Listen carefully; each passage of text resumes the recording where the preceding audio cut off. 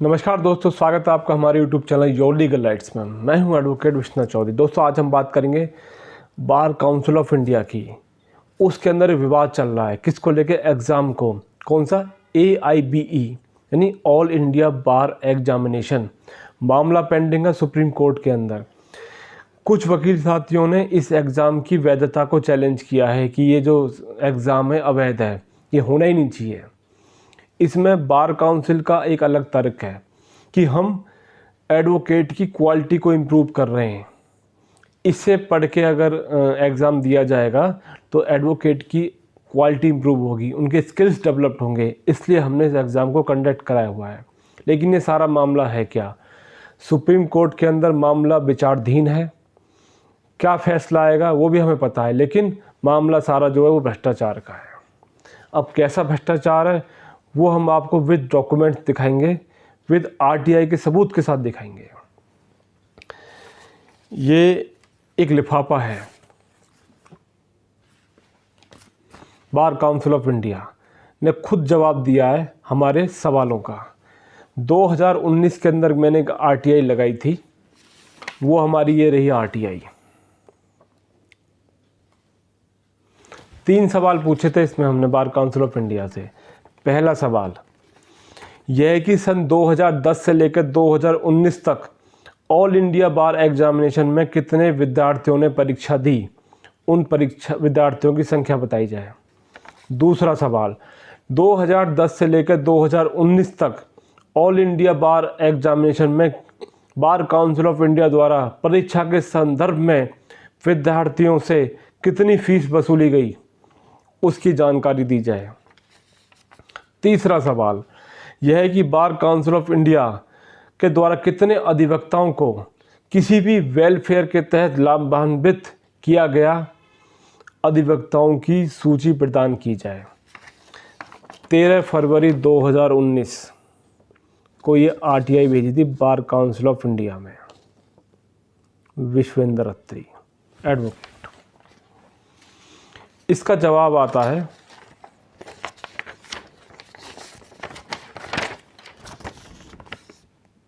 Bar council of India की तरफ से। पहले जो सवाल है उसका जवाब सुनिए आप कि कितने स्टूडेंट बैठे इस एग्ज़ाम के अंदर। 6 मार्च 2011 से लेकर 23 दिसंबर 2018 तक का उन्होंने डाटा उपलब्ध कराया।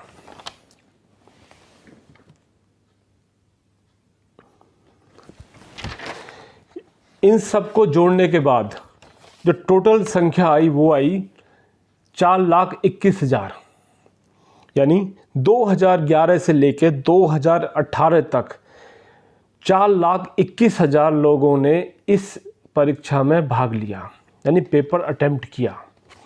उसके बाद अगर हम आज की और बात कर लें तो 18 के बाद आज चल रहा 22, यानी 4 साल का। और अगर हम देखें कि कितने स्टूडेंटों ने एग्ज़ाम और दिया होगा तो 3 पिछले एग्ज़ाम थे, उसमें एक में संख्या थी 44,000, एक में 38,000, एक में 47,000। तीनों का एवरेज कर लेते हैं 40,000। 40,000 के हिसाब से 4 से मल्टीप्लाई कर देते हैं तो 1,60,000 की संख्या आगे निकल के। तो 4,21,000 में 1,60,000 अगर हम जोड़ दें तो 5,81,000 की टोटल संख्या हो जाएगी विद्यार्थियों को जो 2011 से लेकर 2022 तक इस एग्ज़ाम में बैठे हैं। पहले ये एग्ज़ाम जो था 2500 रुपये में कंडक्ट किया जाता था। आज इस एग्ज़ाम की जो प्राइस है, जो यानी कीमत कहेंगे हम, फ़ीस कहेंगे, फ़ीस तो छोड़िए, फ़ीस तो 400-500 होती है, तो कीमत है वकील बनने की, ये है कीमत 3,600 रुपये। तो हमने इन सब का एक एवरेज निकाल लिया 2011 से लेकर 22 तक का 3,000 रुपये, क्योंकि पहले कुछ रकम कम ली गई थी, अब ज़्यादा बढ़ा दी गई है। तो उसको एवरेज कर लेते हैं कि भाई 2011 से लेकर 18 तक 22 तक 3,000 रुपये पर व्यक्ति पे किया गया बार काउंसिल ऑफ इंडिया को AIB के एग्ज़ाम के लिए।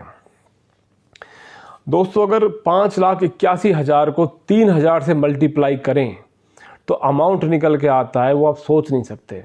इकाई दहाई सैकड़ा करने में निकल जाएगा 174 करोड़ 30 लाख रुपए। ये अमाउंट इकट्ठा होता है अब तक का, जो विद्यार्थियों से लिया गया है।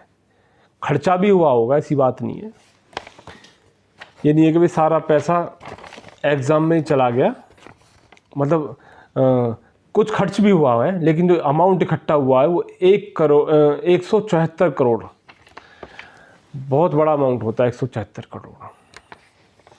ये हो गया हमारे पहले सवाल का जवाब। जो हमने दूसरे सवाल का जवाब है कि रकम कितनी निकाली। रकम तो हमने मल्टीप्लाई करके एक लगभग आइडिया से कैलकुलेट करी, जो फिगर निकल के आया वो 174 करोड़ निकल के आया। बहुत बड़ा अमाउंट है। वकीलों के नाम पे पैसा तो बहुत इकट्ठा किया जा रहा है, वेलफेयर के नाम पे पैसा लिया जाता है।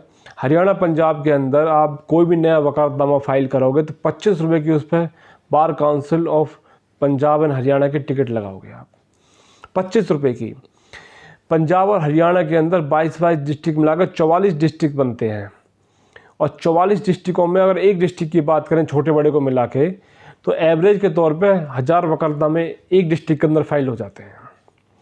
25 रुपये से अगर 1000 में मल्टीप्लाई करें तो 25,000 रुपये का अमाउंट निकल के आता है एक दिन का, एक बार डिस्ट्रिक्ट से, कि भाई 25,000 रुपये खर्च हो रहे हैं किसमें, टिकट के अंदर, वकीलों के।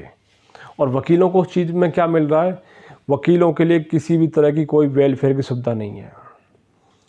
जीते जी तो वकीलों के लिए 2 रुपये नहीं है, 2 रुपये जो होते हैं किसी भी चीज़ के लिए, ना कोई इंश्योरेंस पॉलिसी, ना कोई वेलफेयर पॉलिसी, ना सोसाइटी पॉलिसी, ना कोई मेडिकल पॉलिसीज़, यानी किसी तरह की कोई पॉलिसीज़ नहीं है, बल्कि जेब से पैसा देना पड़ता है वकीलों को। और उसका फ़ायदा कौन उठाते हैं, जो हमारी स्टेट बार काउंसिल है, ऑल इंडिया बार काउंसिल है। सारा पैसा वकीलों से लिया जाता है, देने के नाम पर जीरो, सब सुविधाओं के नाम पर जीरो। यहाँ तक कि एक मेडिकल की भी सुविधा है ना, तो उसके लिए भी एक कंपनी से टाई अप कर लेंगे, भाई हम इतने वकीलों को आपको इंश्योरेंस देंगे इतने पीरियड के अंदर, हमारा कमीशन क्या होगा, कि भाई जो 10,000 की मिलेगी वो आपको 8,000 की दिलवा देंगे, ठीक है। इतना तो प्रीमियम अपना एक एजेंट रख लेता 2,000 रुपये का, तो फिर बार काउंसिल का फ़ायदा क्या, जो उसके माध्यम से कोई इंश्योरेंस हो रहा है। जीते जी कुछ नहीं मिलेगा। अब जो हमारे वकील साथियों ने सुप्रीम कोर्ट के अंदर ये जो याचिका दायर की है, वो याचिका ये नहीं है कि वकील की गुणवत्ता क्या है, उसकी क्वालिटी क्या है, ये है कि जो भ्रष्टाचार ये हो रहा है, जो पैसे की लूट ये मचा रहे हैं ना, इसके खिलाफ ये पिटीशन फाइल की है। सुप्रीम कोर्ट भी इस लूट को जहाँ तक जारी रखेगा। वो कहेगा जी फीस का जो मामला है वो तय करना, वो तो बार काउंसिल का मामला है, इसमें मैं कुछ नहीं कर सकता। उनके 2 रुपये खर्च हो रहे हैं या 2,500 रुपये खर्च हो रहे हैं, मैं तो एग्ज़ाम के देख लेता हूँ क्या बनता है क्या नहीं बनता।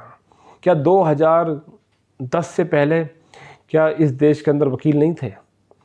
बिना इस एग्ज़ाम के लिए क्या वो लोग वकालत नहीं कर रहे थे? तब भी कर रहे थे। लेकिन अब क्या है, अब डिमांड बढ़ गई है, पैसा चाहिए। पैसा कहाँ से आएगा? वकीलों से आएगा। किसी भी चीज़ के लिए चले जाओ तो पैसा वकीलों को ही देना पड़ता है।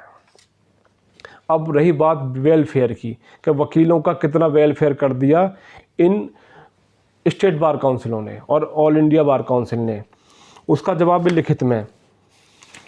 तीसरा सवाल यही है, भाई ये तो बता दो, पैसा तो ले रहे हो पर वकीलों को कितनों को फ़ायदा कर दिया। अब देखो क्या आंसर आता है। ये आंसर तीसरे पेज पे ये है जी, this the information sought by you, nature is absent not mention in mentioned the year period of information. यानी वकील वाला दिमाग लड़ा लिया, अटका दो भाई इसको। कपल यूँ बताओ जी कौन से साल की खबर चाहिए आपको हमसे, हमने किस साल में वकीलों का वेलफेयर किया। बस इस एप्लीकेशन में लास्ट में ये नहीं डाला था कि भाई सन डाल दो, नहीं हर में पूछ रखा है सन। दिमाग था जी अगर किया होता ना तो 2-4 के नाम तो भेज ही देते हैं कि लो भाई आप एक वकील ही इन्फॉर्मेशन मांग रहा है, भाई खुश हो जा, इतने वकीलों का तो फ़ायदा हमने कर रखा है। लेकिन सिंगल बंदे का किसी एक वेलफेयर के नाम पर जीरो, वेलफेयर के नाम पर बिल्कुल जीरो। किसी भी वकील को स्टेट हो जाए बार काउंसिल हो या ऑल इंडिया बार काउंसिल हो, वेलफेयर के नाम पे कोई सुविधा नहीं है।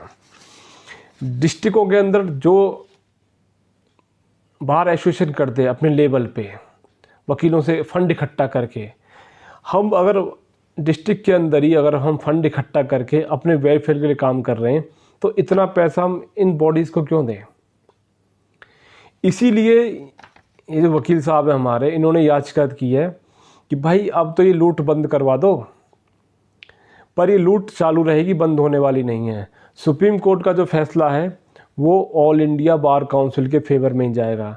2019 के अंदर 3 साल पहले जब मनन मिश्रा ने पूरे दिल्ली के वकील के, पूरे हिंदुस्तान के वकील बुला लिए थे रोडों पर धक्के खवाने के लिए कि हम सरकार से 10,000 रुपये की मांग करेंगे, हर वकील को मिलना चाहिए जो नए वकील आएँ। तो पंजाब क्या, हरियाणा क्या, उत्तर प्रदेश क्या, सारे स्टेट बार काउंसिल के वकीलों ने दिल्ली में रोडों पे पैदल भगा दी दोपहरी के अंदर। उसका विरोध के लिए हमने एक वीडियो भी बनाई थी, उसका लिंक डिस्क्रिप्शन में दूंगा आपको। ये भी चुनावी स्टंट था मनन मिश्रा का कि भाई अब इलेक्शन आने वाले हैं, दाव खेल लेता हूँ वकीलों के नाम पे। लेकिन रिजल्ट क्या रहा? 0। एक फूटी कौड़ी नहीं दी किसी भी सरकार ने। और अगर पैसा दे रहे हैं, कौन दे रहे हैं? वकील ही दे रहे हैं। इन बार काउंसिल को भी दे रहे हैं और स्टेट बार काउंसिल को भी दे रहे हैं अपने ही वेलफेयर के लिए, लेकिन वो वेलफेयर है नहीं। तो ये जो सुप्रीम कोर्ट का जो फैसला है इसका इंतज़ार रहेगा क्या होगा। लेकिन जहाँ तक हमारा विचार है, आज तक तो कोई फैसला वकीलों के हक़ में आया नहीं है। अगर आएगा भी तो 174 करोड़ अमाउंट कहाँ गया, उसको वकीलों में बांट दो। जो नए वकील आ रहे हैं इसके ब्याज से इतना पैसा आ जाएगा कि जितने जो न्यूली इनरोल्ड वकील हैं, अगर 0 से लेकर 3 साल तक एक्सपीरियंस वालों को 5-5 हज़ार रुपये दे दो, उसका भी क्राइटेरिया बन जाएगा, लेकिन वकीलों के नाम पर 0। दोस्तों अब इंतज़ार रहेगा कि सुप्रीम कोर्ट का क्या फ़ैसला आता है। लेकिन फ़ैसला भी मैं आपको बता देता हूँ, वकीलों के हक़ में नहीं आएगा। ये भ्रष्टाचार है, लूट है, चलती रहेगी। इसका सिर्फ एक ही तरीका है कि कुछ जो प्रैक्टिस में लोग हैं, जितने भी बार काउंसिल के मेंबर बने हुए हैं, ऑल इंडिया बार काउंसिल के मेंबर हैं, प्रैक्टिस में ये लोग नहीं हैं। ये लोग सिर्फ राजनीति करते हैं, वकीलों के ऊपर वही राज कर रहा है जो प्रैक्टिस में नहीं है। इसके लिए वकीलों को खुद ही आगे आना होगा और अच्छे मेंबर्स को इन बार काउंसिल, जो स्टेट बार काउंसिल है, इनके अंदर भेजना होगा तो थोड़ा बहुत वकीलों के वेलफेयर में काम कर सकें। वकीलों के लिए अगर कहीं वकील अटक जाएं, अड़ जाएं, तो उनकी डिमांड कौन सी सरकार नहीं मानेगी। सरकारों को भी तो वकीलों से काम है, लेकिन वकीलों के अधिकार के लिए कोई भी आवाज़ नहीं उठाता। वकील अपने लिए, दुनिया के लिए सारी लड़ाई लड़ देगा, लेकिन अपने लिए 2 रुपये का काम कहीं से करवा के नहीं ला सकता। कहाँ से? बार काउंसिल से। बार काउंसिल को दे तो देगा, लेकिन लेके नहीं आएगा। इंतज़ार रहेगा दोस्तों में सुप्रीम कोर्ट के फैसले का। नमस्कार।